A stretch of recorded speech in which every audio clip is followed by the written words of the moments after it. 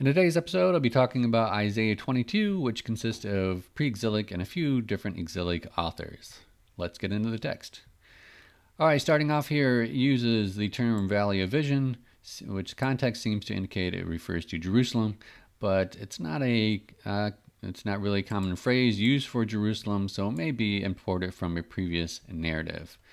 It talks about partying in the city, which really is because the author here is trying to address why, if Yahweh had warned that Jerusalem was going to fall, then why were people still partying? Why weren't they mourning?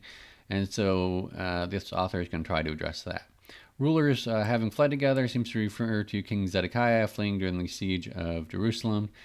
I've categorized this saying here as pre-exilic. It seems to be setting up to spin it into a different direction here. God of host is common in exilic and post-exilic. Valley of Vision used once again. And then attributing the fall of Judah and Jerusalem to Yahweh, proving he was not a weak war god. So he removed their defense. It was because they did not depend on him. He had planned it long ago.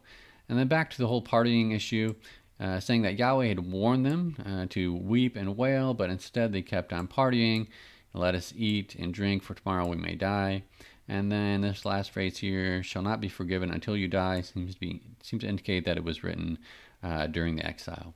Then we shift to the story of Shebna and Eliakim, which Shebna was in charge of the royal household. And there's an emphasis here to prove that he died in exile, which is a little suspicious because the story is about Eliakim taking over his job.